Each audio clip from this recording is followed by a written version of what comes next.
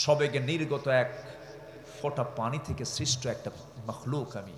অহংকার আমার জন্য মানায় না। অহংকার করবা, মামু বাড়ি দিল্লি গিয়ে পড়বা। ঠিক কিনা? এটাই, অহংকার করা যাবে না। শেষ অপরাধ হলো, সাবেক প্রধানমন্ত্রীর শেষ অপরাধ ছিল হলো অহংকার। এবং পৃথিবীর প্রথম অপরাধ হলো শয়তান কর্তৃক অহংকার। আচ্ছা, মশাকে আমরা ভয় পাই বলেই কিন্তু আমরা মশারি টাঙাই, ঠিক কিনা বলেন? আচ্ছা, মশারি টাঙ্গাতে নিয়ে যদি এক সাইড একটু খুলে রাখি, ফাঁকা করে রাখলাম, এটা কি পুরোপুরি টাঙানো হলো? তাহলে এটা আপনি কি মশারির কোনো উপকারিতা পাবেন? উপকারিতা পেতে হলে শুধু টাঙালেই হবে না, ভিতরে তোষকের নিচ দিয়ে ঢুকা দিতে হবে, ও দিক দিয়ে ঢুকতে চায়, ঠিক কিনা বলেন? তাহলে মশা থেকে বাঁচার জন্য মশারি টাঙায়া চতুর্দিকে ঢেকে দিয়ে কনফার্ম হয়ে এরপরে ঘুমাতে হবে, নচেত ডেঙ্গু ম্যালেরিয়া আক্রমণ করতেই পারে। ঠিক তেমনি ইসলামকে যদি আপনি পরিপূর্ণরূপে না মানেন, কোথাও যদি ফাঁকা রাখেন, ওই দিক দিয়ে শয়তান ঢুকতেই পারে, ঠিক কিনা বলেন? এই জন্য আমাদেরকে ইসলাম মানতে হবে এক আনা না 16 আনা? 16 আনা। মশা শব্দটা যখন চলে আসলো বলে ফেলি, আল্লাহ তাআলা মশার কথা কিন্তু কোরআনে বলেছেন, বলেন নাই? বাউদাতান, মশার কথা বলেছেন। কাফেররা বলল, মাযা আরাদাল্লাহু বিহাযা মাসালা, তোমার আল্লাহর কাজ নাই কাম নাই, মশার কথা কোরআনে বলা লাগে? ভুল ধরে বসলো। সম্মানিত ভাইয়েরা, মশা যদিও আমরা ভাবছি যে ছোট্ট একটা প্রাণী, কিন্তু মশা ছোটখাটো শুধু প্রাণী নয়, এর মধ্যে অনেক তথ্য বিজ্ঞান খুঁজে পেয়েছে। সুবহানাল্লাহ বলেন। আল্লাহ রাব্বুল আলামিন বলেন, ইন্নাল্লাহা লা ইস্তাহি আন ইয়াদরিবা মাসালান মা বাউদাতান ফামা ফাওকাহা فأما الذين آمنوا فيعلمون أنه الحق من ربهم وأما الذين كفروا فيقولون ماذا أراد الله بهذا مثلا يضل به كثيرا ويهدي به كثيرا وما يضل به إلا الفاسقين جل بلون الله أكبر سورة البقرة سورة البقرة আল্লাহ রাব্বুল আলামিন মশা তদপেক্ষা যে কোনো উদাহরণ দিতে নিয়ে আল্লাহ লজ্জাবোধ করেন না। আল্লাহ রাব্বুল আলামিন মশার উদাহরণ কেন দিলেন? যারা ঈমানদার তাদের জন্য এখানে শিক্ষা আছে। আর কাফেররা বলল, তোমার আল্লাহর কাজ নাই কাম নাই, কোরআনের মতো কিতাবের ভিতরে মশার উদাহরণ দেওয়ার কি দরকার আছে? আমার বন্ধুগণ, এই মশাকে যদি আমরা ছোট চোখে দেখছি, এই মশার কামড় খেয়ে পৃথিবীতে কুখ্যাত একজন কাফের বিদায় নিয়েছে। তার নাম কি বলুন? কে বলুন? কে কে? নমরুদ। মশা যখন চতুর্দিকে, আপনি কোথাও কোনো আপনি মশা দেখছেন না, নেটিং করা ঘরটা চতুর্দিক থেকে মানে মশামুক্ত একটা ঘর, নেট করা ঘর, শুয়ে পড়েছে, কিন্তু হঠাৎ করে লাইট বন্ধ করার 10 মিনিটের ভিতরে আপনার নাকের ডগায় কানের কাছে সে সারেগামা পাদানিসা, তো ও আপনাকে চিনল কেমনে? এত ছোট্ট প্রাণী আপনাকে খুঁজে বের করলো, কিন্তু আপনি ওকে খুঁজে বের করতে পারলেন, আবিষ্কার করতে পারলেন না। বিজ্ঞান বলছে 75 ফুট দূর থেকে টের পায় যেখানে কোন মানব অস্তিত্ব আছে। সুবহানাল্লাহ বলবেন না? আচ্ছা, এরপরে নাকের কাছে কানের ডগায় এসে যে আওয়াজটা করে, এটা কিন্তু ওর ভোকাল সাউন্ড নয়, এটা হচ্ছে তার 2 পাখা, সে ঝাপটান মারে, এটার আওয়াজ, গুনগুন গুনগুন আওয়াজ। সায়েন্স বলছে প্রতি সেকেন্ডে মশা তার পাখাকে 400 থেকে 500 বার ঝাপটা মারে প্রতি সেকেন্ডে। আজ পর্যন্ত কোনো মেশিন মশার দেহে আল্লাহ পাক মেশিন লাগিয়ে দিয়েছেন, এমন উন্নত কোনো মেশিন আজকে পৃথিবীতে কেউ আবিষ্কার করতে পারেনি। সুবহানাল্লাহ বলা যাবে না ভাই? তাহলে আল্লাহ যে উদাহরণটা দিলেন কত আগে, আজকে বিজ্ঞান এগুলোকে নিয়ে গবেষণা করছে। মশার চোখ সাধারণ কোনো চোখ নয়, এটা একটা অত্যন্ত জটিল গঠনের কম্পাউন্ড আই, যেখানে শতাধিক ক্ষুদ্র লেন্স একসঙ্গে কাজ করে, এই জন্য সে চতুর্দিকে একসঙ্গে দেখতে পারে। আজকের আধুনিক বিজ্ঞান ঠিক একই টেকনোলজি ব্যবহার করেছে ডিফেন্স ড্রোন, এরপরে সেলফ ড্রাইভিং কার, রোবোটিক ভিশন সিস্টেমে এগুলো তৈরি করেছে। প্রকৃতির এক ক্ষুদ্র সৃষ্টির মাঝে বিশাল একটি আবিষ্কার খুঁজে পেয়েছে আজকের এই আধুনিক প্রযুক্তি। অথচ এটাকে ১৫০০ বছর আগে অত্যন্ত সুন্দর করে কোরআনে প্রেজেন্ট করেছেন যিনি, তিনি কে? আসতে বলেন, তিনি কে? এখানে শেষ নয়, সিরিঞ্জ ইউজ করা হয় ভেইনে দেওয়ার জন্য, সিরিঞ্জ, সূচ, মস্কিউটো ইন্সপায়ার্ড সিরিঞ্জ একটা আবিষ্কার হয়েছে এই মশার দেহকে গবেষণা করে। মশা যে কামড়ায়, যে সুর দিয়ে কামড়ায়, এটার মধ্যে ৬টা অংশ আছে। প্রথম দুটো অংশ দিয়ে আপনার চামড়াটাকে ফেড়ে ফেলে, অপারেশন তো। ভাবতেছেন মশা কামড় কি এত সস্তা জিনিস? অপারেশন করে। থার্ড অংশ দিয়ে ব্লাড ভেসেল খুঁজে বের করে।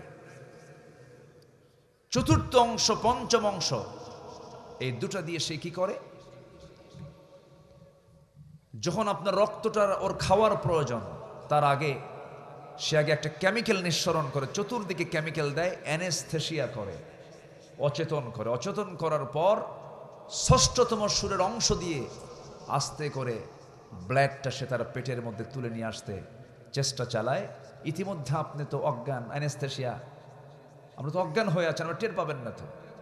ও আস্তে করে, তাছাড়া যদি টের পায় তখনই তো, টের পাইলেই ওর তো সিকিউরিটি দরকার। আল্লাহ পাক ওর সিকিউরিটির জন্য এতগুলো ব্যবস্থা রেখেছেন ছোট্ট সুরের ভিতরে। সুবহানাল্লাহ বলা যাবে না? এই শুধু তার সুরের এই সামনের অংশ দিয়ে এই পেইনলেস মাইক্রোনিডলস, মস্কিউটো ইন্সপায়ার্ড সিরিঞ্জ তৈরি করেছে বিজ্ঞান। শুধু মশার উদাহরণ দিয়েছেন আজ থেকে ১৫০০ বছর আগে। তিনি কে? আসতে বলবেন না, তিনি কে? আল্লাহ তাআলা। সে আল্লাহর কালাম কোরআন যা বলে দিয়েছে, মানলে আমার আপনার জন্য কল্যাণ, না মানলে আমার জন্য শুধু লস না মহালস? শুধু লস না মহালস? মহালস। তিনটা কাজে কোনো লস নাই। একটু মনোযোগ দিয়ে কথাগুলো শুনবেন, আমার দিকে তাকাবেন। আমাকে শেষ পর্যন্ত সময় দিচ্ছেন তো নাকি?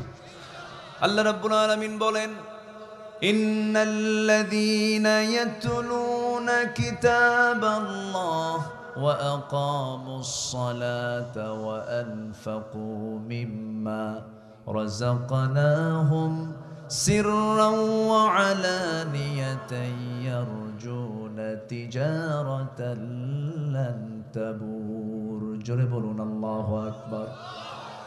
আল্লাহ রাব্বুল আলামিন বলেন, যে সমস্ত বান্দারা তিনটা কাজ করবে সেই কাজের মধ্যে কোনো লস নাই। নাম্বার 1 হলো আল্লাহর কালাম যারা সুন্দর করে তেলাওয়াত করবে। নাম্বার 2 হলো নামাজ কায়েমের সংগ্রাম করবে। নাম্বার 3 হলো যারা গোপনে প্রকাশ্যে আল্লাহর পথে যারা দান করবে। আল্লাহ তাআলা একদম বান্দাকে নিশ্চিত করে বলছেন, ওই বান্দার তিনটা কাজে কখনো কখনো কোনো লস নাই। জোরে কোন সুবহানাল্লাহ।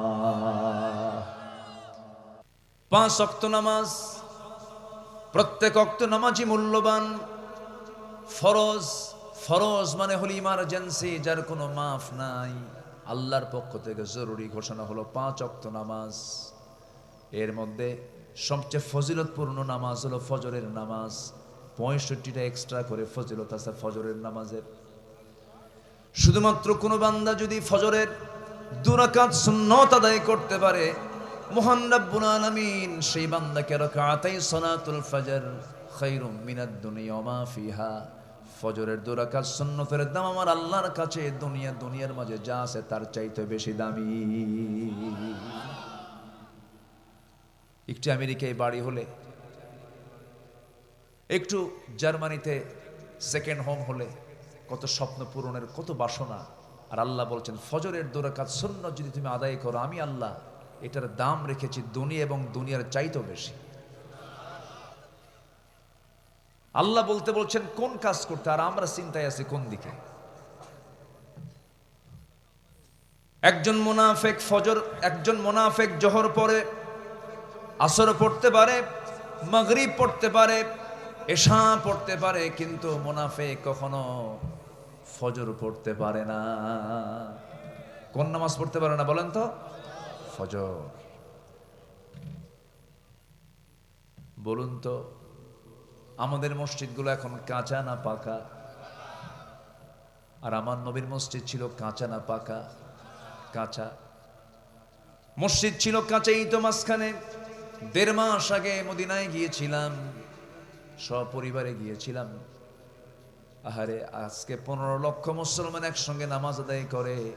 নবীজির যে কাঁচা খেজুরের কাণ্ড দিয়া, খেজুরের ডাল দিয়ে বানানো, এতিমের কাছ থেকে নেওয়া ছোট্ট যে মসজিদটা, যেটাকে রাসূল বলেছেন মা বাইনা বাইতি ওয়া মিম্বারি রাউদাতুম মিন রিয়াদিল জান্নাহ। রাসূল বলেছেন আমার ঘর আর আমার এই মেম্বার মাঝখানের জায়গাটুকু হলো দুনিয়ার ভিতরে জান্নাতের টুকরা। আমার নবীজি সেই কাঁচা মসজিদে খেজুরের কাণ্ড দিয়ে বানানো মসজিদে নামাজ পড়েছেন। কপালগুলো বালু দিয়ে মেখে গেছে আমার বন্ধুগণ, কিন্তু নামাজের মধ্যে যে স্বাদ পেয়েছেন, যে জীবন্ত মজা পেয়েছেন, সেই নামাজের স্বাদ আজকে নাই। বেলাল খালি মুখে আযান দিয়েছেন, আর শাজিম পর্যন্ত পৌঁছে গেছে, কিন্তু আজকে মাইকে মাইকে মিনারে আযান হয়, সেই প্রাণ কিন্তু নাই। রহ গয়া রসমে আযান না রহে রূহ বেলালি, ফলসফা রহ গয়া তলকি গজালি নহরহি। আমার বন্ধুগণ, একই গ্রামে আগে একটা মসজিদ ছিল, এখন একটা গ্রামের এই পাশে একটা, ওই পাশে একটা, মাঝখানে একটা, কত মসজিদ। মসজিদের কোনো সংখ্যার শেষ নাই। সব পাকা মসজিদ এবং এসি মসজিদ, শীতাতপ নিয়ন্ত্রিত মসজিদ। কিন্তু দুঃখে বুকটা ফেটে যায়, নামাজের মধ্যে শ্রেষ্ঠ নামাজ ফজরে মুসল্লি নাই। আছে মুসল্লি? আছে আছে আছে। যদি প্রশ্ন করি আমার দেশে এখন মুসল্লি বেশি না মসজিদ বেশি বলেন তো? মসজিদ বেশি। এত মসজিদ, মুসল্লি নাই। ফজরে মুসল্লির খবর নাই। ফজরে মাঝে মাঝে 3 জন মুসল্লি পাওয়া যায়, একজন ইমাম, আরেকজন মুয়াজ্জিন, আরেকজন খাদেম। এই 3টার চাকরি না থাকলে এই 3টাও থাকতো না। এই হলো মসজিদের দশা। রাসূল বলেছেন মুনাফিক চেনার একটা আলামত হলো মুনাফিক জোহর আসর মাগরিব এশা পড়তে পারে কিন্তু ফজর পড়তে পারে না। তাহলে বলেন তো আমরা কি ভালো অবস্থায় আছি? বলেন তো ভালো অবস্থায় আছি না? সবাই কি ফজর পড়তে রাজি আছেন? সবাই কি ফজর পড়তে রাজি আছেন? বুরিকালি উম্মতি ফি বুকুরিহা, আমার উম্মতের বরকতময় সময় হলো সকাল। সকল হালাল প্রাণীগুলো রাতে ঘুমায়। ছাগলটা খাওয়া যায় হালাল, সন্ধ্যায় ঘুমিয়ে পড়ে। মোরগটা সন্ধ্যায় ঘুমিয়ে পড়ে, সকালে উঠে আল্লাহর জিকির করে। কিন্তু কুকুর খাওয়াটা হারাম। কুকুর রাতে ঘুমায় না দিনে ঘুমায়? দিনে ঘুমায়, আর ক্লান্তি আর হাই ছাড়ে, রাতে জেগে থাকে। কিন্তু যেটা হালাল প্রাণী দেখবেন সেটা সন্ধ্যার দিকে শুয়ে পড়ে। সম্মানিত ভাইরা, আমাদের স্বভাব হতে হবে নবীর সুন্নাহ মতো আমাদের ফজর যেন কখনো নষ্ট না হয়। রাজি আছেন তো ইনশাআল্লাহ? আমার আল্লাহ তাআলা 24 ঘন্টার মধ্যে একটা স্পেশাল টাইম আল্লাহ তাআলা একদম 7 আসমানের উপরে আরশে আজিম থেকে, আমার আল্লাহর অফিসটা দেখেন, সাব্বিহ ইসমা রাব্বিকাল আ'লা, সেখান থেকে তিনি প্রথম আকাশে আসেন। প্রথম আকাশ, এই যে ফিস সামাঈদ দুনিয়া, এই আকাশে আসেন। এর উপরে আছে আরো 6টা আকাশ। কার আকাশ? হ্যাঁ, আসতে কয় কার আকাশ? এই বিশাল আকাশের নিচে ছোট্ট একটা ভূখণ্ডের ছোট্ট একটা এরিয়ার একটু ক্ষমতা পাইলে ভাবে আমি কি হনুরে? কিচ্ছু হও নাই তুমি, কিছুই হও নাই তুমি। আমি কে? আমি ক্ষুদ্র, অতি ক্ষুদ্র, অতি নগণ্য, সবেগে নির্গত এক ফোঁটা পানি থেকে সৃষ্ট একটা মখলুক আমি। অহংকার আমার জন্য মানায় না। অহংকার করবা, মামু বাড়ি দিল্লি গিয়ে পড়বা। ঠিক কিনা? অহংকার করা যাবে না। শেষ অপরাধ হলো, সাবেক প্রধানমন্ত্রীর শেষ অপরাধ ছিল হলো অহংকার, এবং পৃথিবীর প্রথম অপরাধ হলো শয়তান কর্তৃক অহংকার। অহংকার করা যাবে, বিনয়ী হব আমরা। জোরে বলি ইনশাআল্লাহ। অহংকারের যোগ্যতা কার? আসতে বলবেন না কার? কত বড় বড় নেতা আজকে নাই। কেউ কে আছে সেই এই ভূখণ্ড শাসন করেছে মুঘল আমলের মুঘল সম্রাটরা। জহিরুদ্দিন বাবর, হুমায়ুন আকবর, জাহাঙ্গীর, কে তাদের কবরে যায় এখন? শীত হয়ে পড়ে আছে, কেউ তাদেরকে ডাকে না। কিন্তু আমি আপনি যদি আল্লাহর গোলাম হতে পারি, আমার সম্মান সবার উপরে কে দিবেন? আসতে বলবেন না কে দিবেন? কত রাজা, কত মহারাজা সব বিদায় হয়েছে। ফেরাউন চলে গেছে, আছে কি করে নাই সে? 1600 বছর হায়াত পেয়েছিল, 1600 বছর। জ্বর কাকে বলে টের পায় নাই। কিন্তু অহংকার আর জুলুম, হত্যা, সন্ত্রাস নির্ভর রাজনীতি এক মুহূর্তের মধ্যে পানিতে চুবাইয়া মেরেছেন, 14 গোষ্ঠী খতম করে দিয়েছেন। সে আল্লাহ আছেন না নাই? আসতে বলবেন না আছেন না নাই? অহংকার বান্দার জন্য মানায় না। আমরা ছোট্ট মাখলুক, আমরা কিচ্ছু না ভাই। এই আছি, এই নাই, এই তো চলে যাব, কেউ কি থাকবো আমরা? তবে এই গাবতলীর একজন সন্তান ছিলেন, যিনি সংবিধানে বিসমিল্লাহ ঢুকিয়ে দিয়েছেন। তাকে সবাই ভালোবাসে। ভালো কাজকে ভালো বলতেই হবে, তাছাড়া সে মহাকৃপণ হয়ে যাবে। এই গাবতলীর একদম সিম্পল একটা মানুষ ছিলেন তিনি, কিন্তু ইতিহাসে তিনি অমর হয়ে আছেন। কেন জানেন? আল্লাহর প্রতি আস্থাকে উনি পরিপূর্ণরূপে বিশ্বাস করে নিয়েছিলেন।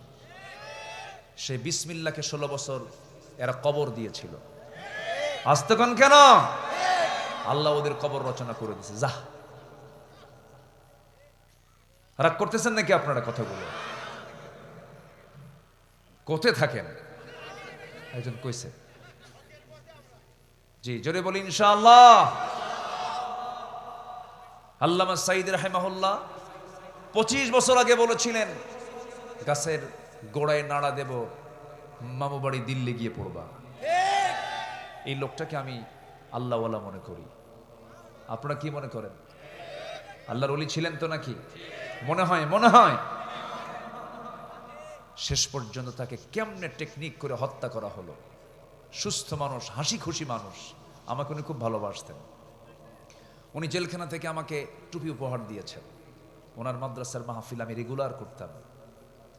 উনি ওনার জন্য ওনার জুব্বা পাঠায় দিয়েছেন। তো ওনার জুব্বা আমি পড়বো কেমনে? ওনার জুব্বাকে কপি করে আরো 3-4টা জুব্বা এরকম বানায়া মাঝে মাঝে হুজুরের জেলখানায় দিয়ে আসতাম। খুব ভালোবাসতেন তিনি আমাকে। লোকটা হাসি খুশি মানুষ ছিলেন। তাকে ভালোবাসে না এমন কোন লোক বাংলার জমিনে নাই। ভাইরে, এমনি এমনি পরিবর্তন আসেনি। এই সমস্ত মহান ব্যক্তিদের চোখের পানিতে জায়নামাজ ভিজে গেছে। জেল খাটা যে কত কষ্টের বিষয়, যারা জেল খেটেছেন তারা বুঝেন। মানসিক যে যন্ত্রণা, এটা অসহনীয়। একটা মানুষকে জেলখানায় রাখা মানে কি অন্যায় করে জানেন? বইয়ের হক নষ্ট করা, স্বামীর হক নষ্ট, কি বলে, ছেলের হক নষ্ট করা, বাবার হক নষ্ট করা, সমাজের হক নষ্ট করা, জাতির হক নষ্ট করা। কত হক নষ্ট করে দিয়েছে। আল্লামা সাঈদীকে মানায় কি জেলখানায় না কোরআনের ময়দানে? জাতিকে ক্ষতিগ্রস্ত হয় নাই? ক্ষতিগ্রস্ত হয়েছে। আমাকে 2018 সালে, আমি আব্দুল্লাহ আমিন, আমাকে 2018 সালে নির্বাচনের আগ দিয়ে গ্রেফতার করলো। থানায় এনে ওসি মহোদয় আমার দিকে তাকায় আছে। একবার তাকায় মাথা নিচু করছে, আর তাকায় না, রুকুর হালতে আছে। বললাম ভাই কি ব্যাপারটা কি, আমাকে ধরলেন কেন? হুজুর উপায় নাই, হুজুর বেয়াদবি হলে মাফ চাই, আমি ভক্ত, আমার বউ ভক্ত, আমার সন্তান সবাই আপনার আলোচনা শুনে, কিন্তু এত ভক্ত ধরলেন কেন? এটা কেমন ভক্ত, আপনি তো শক্ত দেখতেছি। তো বললাম আমারে ধরছেন কেন তাও তো জানি না। হুজুর সামনে নির্বাচন, উপর থেকে নির্দেশ আসছে, চাকরি বাঁচান তো ফরজ, হুজুর কি করে খাবো? বললাম চাকরি বাঁচান ফরজ, ইমান বাঁচান নফল। চালান দিয়ে দিল, হাতে হ্যান্ডকাফ লাগালো, কিচ্ছু করি নাই। রাষ্ট্রের কোনো কাজেও তো আমরা ছিলাম না, আমাদের কোনো দায়িত্ব দিছে বলেন তো? কোনো দায়িত্ব পাইছি আমরা? নিয়ে চলে গেল। জজ আমার দিকে তাকায়া, বিচারক আমার দিকে তাকায়া জিব্বাই কামড় মেরে কয় হুজুরে ধরল কারা? মামলার ধারার দিকে তাকায় দেখে যে এই তো বিশাল আসামি, জামিন অযোগ্য। চালান দিয়ে দিল কোর্টে, কি বলে জেল হাজতে। ঢুকলাম, চুরি তো আর করি নাই, ভাবলাম জেলখানা না, এটা মাদ্রাসা ইউসুফিয়া। ঢুকলাম, ঢোকা মাত্র এক মুরব্বী 80 বয়স আমার দিকে সালাম দিয়া এত মহা খুশি, সালাম একখান দিয়ে বলে হুজুর আপনি জেলখানায় ঢুকছেন, খুব খুশি হলাম। তো বললাম জেলখানায় ঢুকলে কি খুশি হয় চাচা? আপনি কি বলেন? কে বাবা ওয়াজে যাই, মাহফিলে যাই, এত চেষ্টা করছে আপনাকে একবার মুসাফা করব, বহু চেষ্টা করার পরে মিস, আল্লাহ আমার এবার জুটায় দিছে, দোয়া করি আপনি জেলখানায় থাকেন। কি কথা কি বুঝতেছেন আপনারা? তো বললাম চাচা আপনি জেলখানায় কেন? আপনি কেন জেলখানায়? কে বাবা বোমা হামলা, মানে ওনার নামে বোমা হামলার মামলা দিছে। তো 80 বছরের বেশি বয়স যাদের, তাদের হাত নামে যদি বোমার হামলা হয়, বোমা হামলার মামলা হয়, উনি কি বোমা মারতে গিয়ে কি জায়গায় পড়বে না নিজের মাথায় পড়বে? এগুলো চলেছে ভাই। এই জন্য জুলুম করব না, জোরে বলি ইনশাআল্লাহ। স্বামী স্ত্রীকে নয়, স্ত্রীও স্বামীকে নয়, নেতা কর্মীকে নয়, কর্মীও নেতাকে নয়, শাসক জনগণকে নয়, জনগণ শাসককে নয়, এমপি জনগণকে নয়, জনগণ এমপিকে নয়। কেউ কারো প্রতি জুলুম করবেন না, আল্লাহর রহমত দিয়ে ভরপুর করবেন। কষ্ট পাচ্ছেন নাকি আপনারা? আমি সবার হয়ে কথা বলছি, সবার হয়ে। কোরআন সবার জন্য। কোরআন কিসের জন্য বলেন তো? সবার জন্য। মরে তো যাবই ভাই একদিন। কার আদালতে দাঁড়াতে হবে? আসতে বলবেন না, কার আদালতে দাঁড়াতে হবে? আল্লাহর আদালতে। যেন আমরা আমল নামা নিয়ে যেতে পারি ডান হাতের, জোরে বলি ইনশাআল্লাহ। আমার বন্ধুগণ, আমাদের মূল টার্গেট হলো জান্নাত প্রাপ্তি। জান্নাত আমরা পাবো কেমনে? সেই জান্নাত প্রাপ্তির জন্য আল্লাহ রাব্বুল আলামিন বলছেন কিছু কাজ করে আসো, আমি তোমাকে জান্নাত দিয়ে দেব। জান্নাত পাওয়ার জন্য শুধু দুটা সূত্র আমরা মাথায় রাখবো, হারামকে না, হালালকে হ্যাঁ। হারামকে না আর হালালকে হ্যাঁ। এই দুইটা সূত্র যদি মাথায় নিয়ে যদি চলতে পারি, কদম যদি ফেলতে পারি, এ পারে দুনিয়া ও পারে জান্নাত। জোরে কোন সুবহানাল্লাহ। ওয়া হালালতুল হালাল ওয়া হারামতুল হারাম ওয়া লাম আযিদ আলা যালিকা শাইআন আদখুলুল জান্নাতা ইয়া রাসূলুল্লাহ। হে রাসূল, হালালকে হালাল জেনে হালাল মানবো, হারামকে হারাম জেনে হারামটাকে বর্জন করবো, আমি কি জান্নাত পাবো নাকি? রাসূল বলেন ও সাহাবীরা দেখো, এই বান্দা, এই সাহাবীটা জান্নাতি। যেরকম সুবহানাল্লাহ। সারা জীবন তাহাজ্জুদের অভাব নাই, এদিকে আপনি সুদ খান, কাম হবে? আসতে বলবেন না, কাম হবে? এইদিকে হজের শেষ নাই, 13 হজ করছে জীবনে। রাসূল জীবনে হজ করছেন একবার। কয়বার? রাসূল জীবনে হজ করেছেন কয়বার? আর এদিকে আমার দেশে এরকম হাজিও আছে, হ্যাট্রিক হাজি, কিন্তু ইয়াবার ব্যবসা করে। কিসের ব্যবসা করে? ইয়াবার। ওই জেলখানায় থাকতে একজন আমার ভক্ত আলোচনা শোনে, বললাম ভাই আপনার মামলা কি? হুজুর ওই যে ছোট ছোট বিসি তা না, ইয়াবার কারবার করে। তো বললাম আপনি? হুজুর আমি তো এটা ব্যবসা করি। হুজুর আমি খাই না তো, আমি খাওয়াই। কি বুঝতেছেন কি আপনারা? এই হলো চিন্তা মানুষের। আমরা হারামকে মাইনাস করব, জোরে বলি ইনশাআল্লাহ। হালালকে ধরবো, জোরে বলি ইনশাআল্লাহ। আচ্ছা বলেন তো, হারাম খাবার বেশি না হালাল খাবার বেশি? বলেন বলেন বলেন। হালালই তো বেশি, হারাম তো সামান্য কিছু, কিন্তু নজর যাই কুকুরের মতো ওইদিকে। বাঁকার দিকে নজর যায়, মদের দিকে তাকালে অনেকে ঝোল পড়ে। আছে না, আছে না, আছে না? মদ না খেলে হয় না। মদ খাওয়া কি? আস্তে কয়, আরো জোরে, আরো জোরে। কিন্তু আমার দেশে মদের আইন আছে না নাই? এটা কি ভালো দিক? আস্তে কয়, ভালো দিক। কিন্তু মদের আইন পাশ করলো কারা? বলেন বলেন বলেন বলেন বলেন। মদের আইন কি ফেরেশতা পাশ করে দিয়ে গেছে? এখানে কারা করছে? এই নাম নাই, নাম নার দরকার নাই তো। গাবতলি তো, এটার নাম গাবতলি না? জি। সম্মানিত ভাইয়েরা, বলেছে ক্যাঙ্গারু আদালত, kangaroo. Prime minister Sheikh Hasina সাবেক, উনি বললেন যেটা ক্যাঙ্গারু আদালত, এটাকে মানি না। অথচ ওই আদালত কায়েম করেছিলেন তারাই, যারাই গর্ত খনন করেছেন তারাই গর্তে আজকে নিক্ষেপিত হয়েছেন। এটাই এটাই তো হবে। সম্মানিত ভাইয়েরা, সম্মানিত বন্ধুগণ, আল্লামা সাঈদী বলেছিলেন যে আমার ইজ্জত নিয়ে যারা ছিনিমিনি খেলছে, আল্লাহ তুমি তাদেরকে জাতির সামনে ন্যাংটা করে ছেড়ে দিবা। করে নাই? করছে কিনা বলেন? বেক্সিমকোর মালিক একটা টপ লিস্টেড ধনী, মাথা থেকে পা পর্যন্ত সব সাদা, মাথার চুল সাদা, দাড়ি সাদা, লোকটা সাদা, পাঞ্জাবি সাদা, পাজামা সাদা, জুতাও সাদা, মনে হয় আসমান থেকে জিব্রাইল নাজিল হয়েছে। কিন্তু বাঁচার জন্য কি করলো? দাড়িটা কাটলো। তাহলে দাড়ি কাটছে কি, দাড়ি রাখছে কি নবীর সুন্নত মেনে? না, ওটা অভিনয়। দাড়ি কাটলো, মাথার চুল কালো বানালো, পাঞ্জাবি বাদ দিয়ে গেঞ্জি পরলো, পায়জামা খুলে লুঙ্গি পরলো, ভুল করে আবার নৌকায় চড়ছে।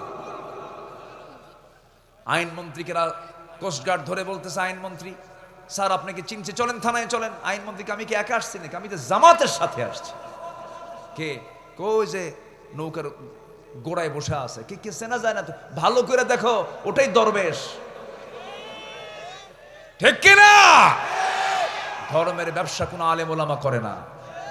ধর্মের ব্যবসা তারাই করে যারা প্রয়োজনে দাড়ি রাখে, আবার প্রয়োজনে দাড়ি কাটে, আবার সময় আসলে পরে মাথায় পট্টি লাগায়, মাথায় টুপি লাগায়, আবার টুপি ছাড়ে। আছে কিনা বলেন? এগুলো করা যাবে না। আমরা 24 ঘন্টা আল্লাহর গোলাম হব। কয় ঘন্টা বলেন তো? 24 ঘন্টা। নামাজ পড়বো কয় ওয়াক্ত? শ্রেষ্ঠ নামাজ কোনটা বলেন? আরো জোরে বলেন। ফজরের একটু আগে আরেকটা নামাজ আছে, তাহাজ্জুদ। বলেন বলেন, কোন নামাজ? আল্লাহ শেষে কোন আকাশে আসেন? বলেন কোন আকাশ? এই যে আকাশ দেখা যায়, এরপর আরো আকাশ আছে না নাই? আচ্ছা, ওই আকাশগুলো আরো ছোট না আরো বড়? আরো বড়। ফিস সামাঈদ দুনিয়া, দুনিয়ার আকাশ। কোন ক্ষমা প্রার্থনা? আল্লাহর দয়া বেশি না আমার দয়া বেশি? আল্লাহ আমাকে বেশি ভালোবাসেন না আমি আল্লাহকে বেশি ভালোবাসি? আল্লাহ আমাকে বেশি ভালোবাসেন। আল্লাহ আমাকে দিল থেকে মোহাব্বত করেন। আল্লাহ যদি আমাকে না ভালোবাসতেন, নামাজ পড়ি না, রাগ করলে পরে তো আমার মৌতটা হয়ে যেত। আল্লাহ আমার প্রতি কত দয়ালু। মদখোর মদ খায়, আল্লাহ তার সেখানে নাকের কাছে অক্সিজেন পৌঁছায় দেন।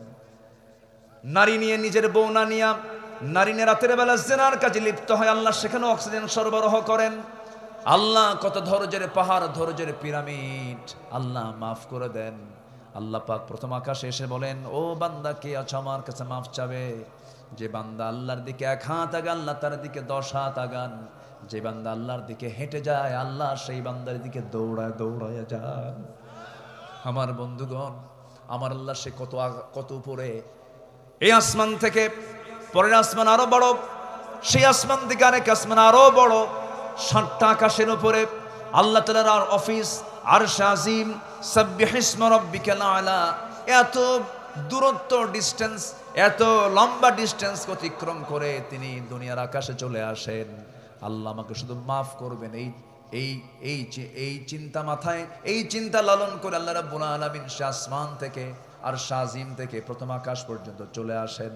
আমার বন্ধুগণ, যদি আমরা এই আকাশকে যদিও দেখতে পাই, কিন্তু আকাশ আজ পর্যন্ত কেউ ছুঁতে পারে নাই, কেউ টাচ করতে পারে না, সম্ভব নয়, কারণ এত দূর দিগন্ত বান্দার ব্রেনে খেলবে না।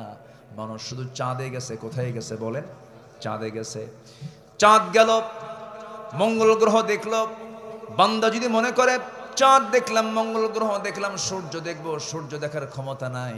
সূর্যের ইন্টারনাল যে তাপমাত্রা 15 লক্ষ মিলিয়ন ডিগ্রি সেলসিয়াস তাপমাত্রা, এত বড় তাপমাত্রার কাছে তো মানুষ তো যাওয়ার কোনো ক্ষমতাই রাখে না, সূর্য সম্ভব। কিন্তু মানুষ যদি বলে না চাঁদ দেখলাম, মঙ্গল গ্রহ দেখলাম, তারকার দেশে যাব, পৃথিবীর সবচেয়ে নিকটবর্তী তারকার নাম হলো প্রক্সিমা সেন্ট্রাই।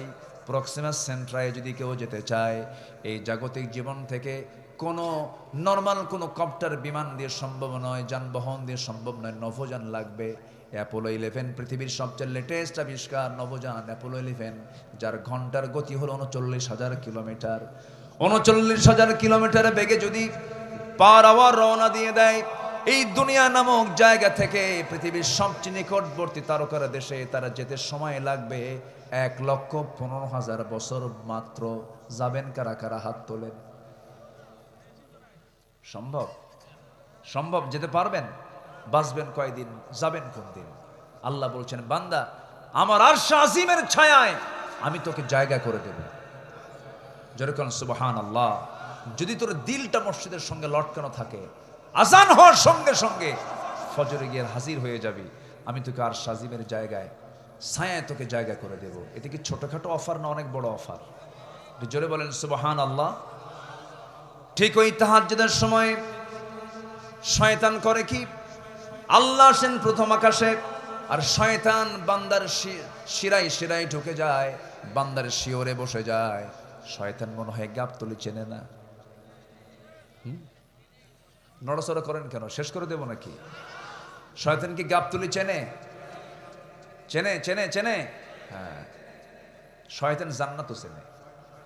চিন্তা করা যায়। আমি মাঝে মাঝে চিন্তা করি, আল্লাহ তুমি শয়তানকে খুব পাওয়ার দিছো,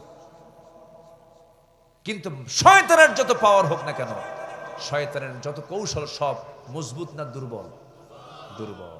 শয়তানের কৌশল কখনো মজবুত হতে পারে না। ইন্না কাইদাশ শাইতান কানা দাঈফা, ঠিক কিনা বলেন? শয়তানের কৌশল কখনো মজবুত নয়। শয়তান জান্নাতে গিয়ে আদম হাওয়াকে, আমার আব্বা আম্মাকে ফাওয়াসওয়াসা লাহুমা ওয়াসওয়াসা দিয়েছে, ফাযাল্লাহুমা পদস্খলন ঘটিয়েছে। শয়তান কিন্তু নিয়মিত গাবতলীতে আসা যাওয়া করে। কখন? যখন দেখবেন যে ফজর আপনি ওঠেন নাই, শয়তান মাশাআল্লাহ সফর দিয়ে গেছে। কি আমার কথা কি বুঝতেছেন আপনারা? শয়তান শেষ রাত্রে আসে, ওই সময় এসে আমার আপনার শিওরে বসে বসে বলে, আলাইকা লাইলুন তাফিল, আলাইকা লাইলুন তাফিল, তোমার রাত বড় লম্বা, তোমার রাত বড় লম্বা, ঘুমাও ঘুমাও, বারবার এরকম করে বলে। ওই সময় রাসূল বললেন, সেই সময় শয়তান 3টা গিট মেরে যায়, 3টা গিরো দিয়ে যায়। এই 3টা গিট যদি সাহাবীরা তোমরা ছুটাতে চাও, 3টা আমল করবে। নাম্বার 1 হলো নিজের পিঠটা বিছানা থেকে সরাইয়া দিবা। নাম্বার 2, ওযু সুন্দর করে বানায় নিবা। 2টা গিট ছুটে চলে গেল। বান্দা তুমি যদি ওযু সম্পূর্ণ করে যদি কদম কদম ফেলতে ফেলতে যদি মসজিদ পানে চলে যাও, নামাজে যদি দাঁড়িয়ে পড়ো, আল্লাহ রাব্বুল আলামিন নামাজ হওয়ার সঙ্গে সঙ্গে 24 ঘন্টা আল্লাহ তোমার প্রতি রহমত নাজিল করবেন। শয়তান তোমাকে ওয়াসওয়াসা দিতে পারবে না। একটু জোরে বলেন সুবহানাল্লাহ। এই জন্য আমি এই গ্রামের নাম কি? দাড়াইল গ্রামকে যদি আপনি আদর্শ গ্রাম হিসাবে দেখতে চান, দাড়াইলবাসী, আমি মনে করি দাড়াইল গ্রামের যুবকদেরকে একটা কমিটি করা উচিত। সেটা হলো ফজর নামাজ বাস্তবায়ন কমিটি। আসতে কন কেন? ফজর নামাজ বাস্তবায়ন কমিটি যদি তৈরি হয়, এক ঝাঁক তরুণ যুবক যদি ইচ্ছা করে, যেই গ্রামে যত প্রাপ্তবয়স্ক পুরুষ মানুষ আছে সবাইকে আমরা প্রজ্ঞার সাথে দাওয়াতি কাজ করব। যেদিন দেখবেন দাড়াইল গ্রামের মসজিদে জুমার চাইতে ফজরের মুসল্লি বেশি হয়ে গেছে, আল্লাহর কসম করে বলি, দাড়াইল গ্রামে কোনো মাদক, নেশা, বেনামাজি, চোর, বদমাইশ একটাও খুঁজে পাওয়া যায় না। একমাত্র নামাজ পড়ে মানুষকে ভালো করতে। সবাই কি নামাজ পড়তে রাজি আছেন? সবাই কি নামাজ পড়তে রাজি আছেন? কয় ওয়াক্ত নামাজ? আরো জোরে বলেন, কয় ওয়াক্ত নামাজ? কারা কারা একটু হাত তুলে দেখেন দেখি। জোরে বলি, ইয়া আল্লাহ, আমাদেরকে 5 ওয়াক্ত সালাত আদায় করার তৌফিক তুমি আল্লাহ দিয়া দাও। জোরে বলি আমিন। আরো জোরে আমিন। হাত নামান। আবার মারা গিয়ে আবার জান্নাতে গিয়ে খাবো। জোরে বলি ইনশাআল্লাহ। আরো জোরে বলি ইনশাআল্লাহ। এখন তো আছেই, তো মরে যাবো তো আমরা, জান্নাতে গিয়ে খাবো। এই আকীদা, এই বিশ্বাসটা গভীর হবে কখন জানেন? যখন কোরআন নামক আয়নাটা আপনি ভালো করে দেখতে পাবেন। এটা এমন একটা আয়না, একদম সব স্পষ্ট করে আল্লাহ পাক কোরআনে বলে দিয়েছেন। জোরে বলেন সুবহানাল্লাহ। জান্নাত পেতে চাই, এর জন্য 15টা কাজ আছে। কয়টা কাজ আছে? 15টা কাজ। আমি কি একটাও বলেছি এ পর্যন্ত? ওয়াজ কি শেষ না শুরু?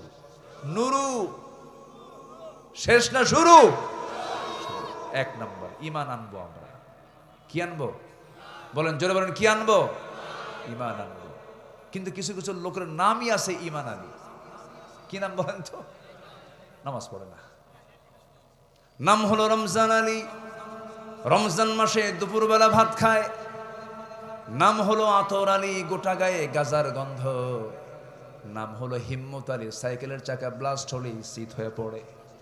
নাম হলো বাদশা মিয়া, ভিক্ষা করে। নাম হলো খোকা মিয়া, বয়স 82 বছর মাত্র। খোকা মিয়া, বুড়া মিয়া হয় না। নাম দিয়ে কাজ হবে না, বংশ দিয়ে কাজ হবে না। নাম, বংশ, চেহারা দিয়ে যদি কাজই হতো, নবীর চেহারার সঙ্গে মিলে যেত চেহারা আবুল আহাবের, আবুল আহাব জান্নাত পেয়ে যেত। নবীর বংশের সঙ্গে মিলে যেত আবুল আহাবের বংশ, আবু জেহেলের বংশ জান্নাত পেয়ে যেত। বাবা দিয়ে যদি জান্নাত পেত সন্তান, নূহের ছেলে কেনান জান্নাত পেয়ে যেত।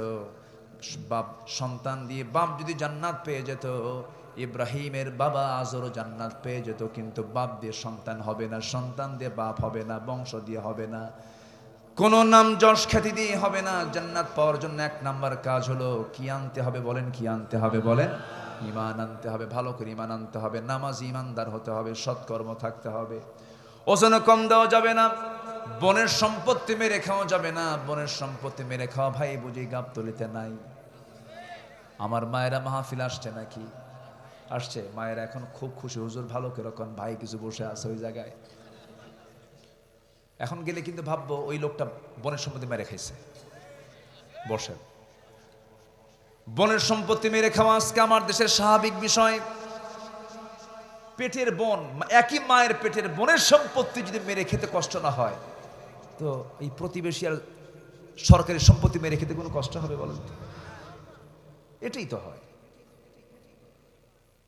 বলে যে টুক করে দেশে চলে আসবো।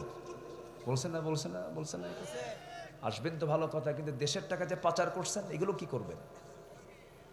এই যে গাবতলীর প্রবাসীরা চলে গেছে সৌদি আরব, গাবতলীর বহু প্রবাসী আছে তো, অনেক প্রবাসী। আমি এই রিয়াদে গেলে অনেক পাই। এই যে নাড়ুয়ামালা, আরো কি কি অঞ্চল আছে, অনেক লোক আছে। কত কষ্ট করে জানেন? এক একটা প্রবাসীর কষ্ট করে, ঝুলে ঝুলে, পাখির মতো ঝুলে ঝুলে কাজ করে, দেশে রেমিটেন্স পাঠায়। কৃষক সারাদিন খেটে খেটে কালো মানুষ, সাদা মানুষ কালো হয়ে যায়। শ্রমিক ন্যায্য মূল্য পায় না, এরপরও কষ্ট করে করে সীমিত বেতনে চাকরি করে দেশকে আগায় দিল। এরা সব অশিক্ষিত। শ্রমিক, কৃষক, প্রবাসী অশিক্ষিত, দেশকে আগায় দিল। আর দেশকে পিছায় দিল কারা? কলমের খোঁচা দিয়ে 1 শ্রেণীর শিক্ষিত নামের কলঙ্ক। ঠিক কিনা বলেন? যারা দেশ থেকে টাকা পাচার করেছেন, মিলিয়ন বিলিয়ন ডলার যারা পাচার করেছেন, সেই পাচারকৃত অর্থ দেশে ফেরত নিয়ে এরপরে রাজনীতির চিন্তা করুন। জনগণ আর পাগল নাই, জনগণ আর অচেতন নাই। জনগণ খুব দ্রুত পালস বুঝতে পারে।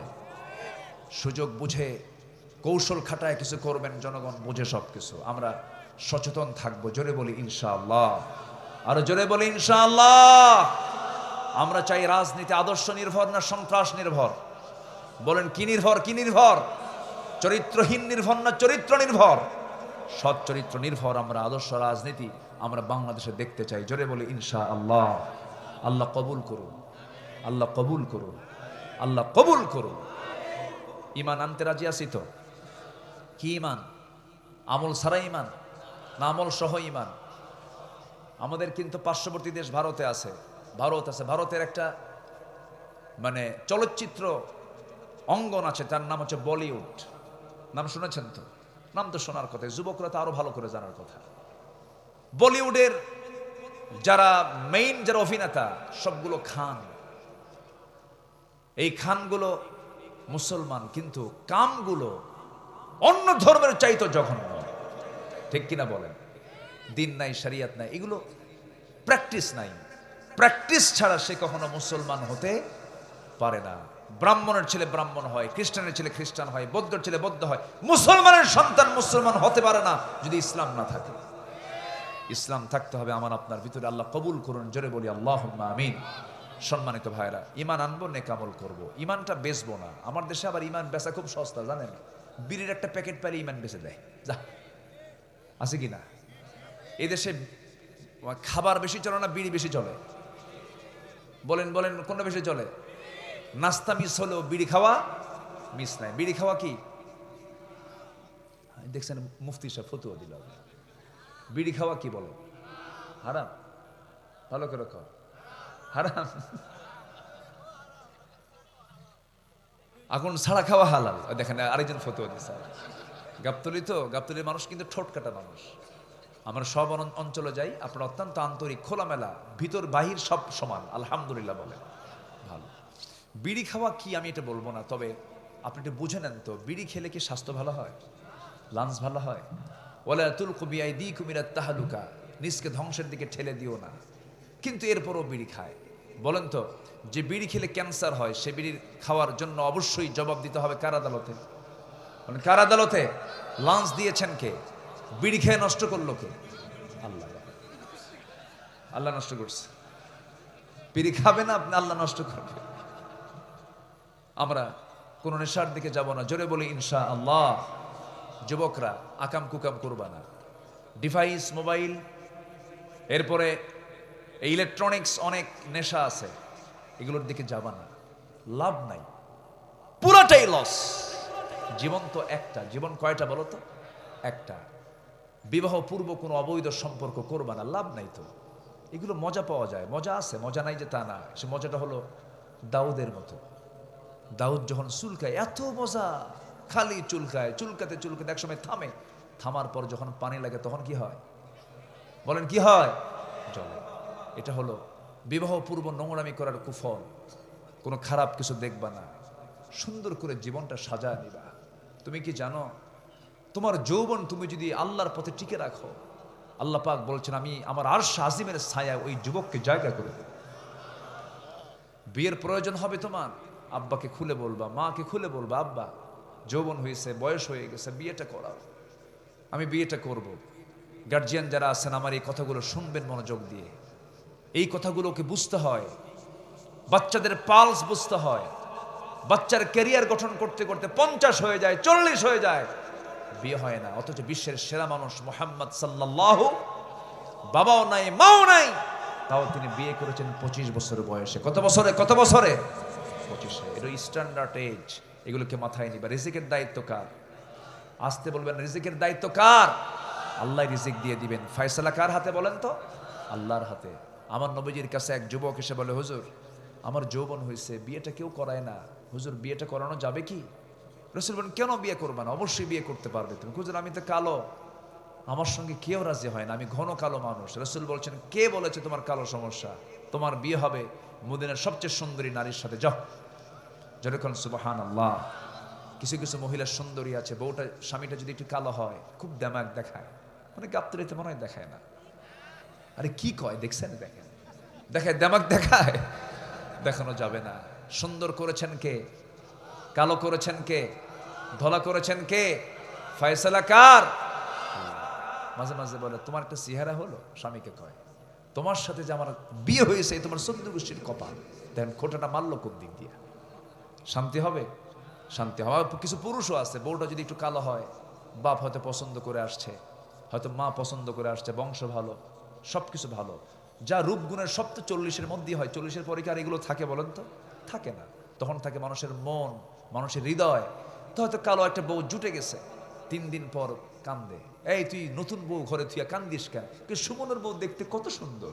দেখছেন, নজর গেছে সুমনের বউর দিকে। নিজের বউ কি সুন্দর হবে কখনো? না। এই জন্য আমাদের চোখকে আমরা কুত্তার চোখ বানাবো না। ঠিক আছে, ঠিক আছে, ঠিক আছে, আমরা ইমানদারের চোখ বানাবো। জোরে বলি ইনশাআল্লাহ। যুবকরা, চোখকে কন্ট্রোল করো, কানকে কন্ট্রোল করো। কান দিয়েছেন কে? চোখ দিয়েছেন কে? কার দেওয়া? কার দেওয়া? কার দেওয়া? চোখটা আল্লাহ পাক পানির মধ্যে ভাসমান করে দিয়েছেন। জোরে কান সুবহানাল্লাহ। চোখটা কি ভাটায় রেখেছেন না জোয়ারে রেখেছেন? কিসের জোয়ার? কি পানি? লোনা পানির জোয়ার না মিঠা পানির জোয়ার? লোনা পানি। বলেন কি পানি বলেন তো? লবণ পানির জোয়ার দিয়েছেন। এটা মলম দিয়েছেন। জোরে কান সুবহানাল্লাহ। চোখ যেন নষ্ট না হয়, এই চোখ দিয়ে ভালো কিছু দেখবা। কান দিয়েছেন, কানের মধ্যে আবার গিরিজ দিয়ে দিয়েছেন। কানের যে ময়লা, এটাকে আমরা ময়লা বলি। এই কানের ময়লাকে এলাকার মানুষ কি বলে? খোল। গরু খায়। এই খোল সেই খোল না, এই খোল কাজের খোল। এটা স্বাদে হলো তিক্ত, তিতা লাগে। এটাকে আল্লাহ পাক কানের মধ্যে দিয়েছেন কেন? বান্দা, তুমি ঘুমিয়ে পড়বা, যদি এই ময়লাটাকে মিষ্টি করে দিতাম, সমস্ত পিঁপড়াগুলো তোমার কানে গিয়ে জমা হতো, কান সাফ করতে রাত চলে যেত। আমি আল্লাহ কানের ময়লাকে লবণ করে দিই নাই, মিষ্টি করে দেই নাই, দিয়েছি তিক্ত করে। যদি কোনো পোকামাকড় ভুল রাস্তায় যদি হঠাৎ করে ঢুকিয়ে যায়, তিতা দেখে সে ব্যাক করে ফিরে আসবে। আল্লাহ তোমার কানটা কেমন করে সেফ করে দিয়েছেন। চোখটাকে মলম দিয়ে ঢাকায় রেখেছেন, কোনোদিন জীবাণু ঢুকবে না, নষ্ট হবে না। আবার জিহ্বার যে চতুর্দিকে পানি দিয়েছেন, সেই পানির মধ্যে কোনো স্বাদ দেন নাই, স্বাদহীন লালা দিয়েছেন। এই লালা যখন মানুষ ঘুমিয়ে পড়ে তখন আর লালা থাকে না। লালা থাকে না? যখন ঘুমিয়ে পড়ে তখন কি মুখের লালা থাকে না?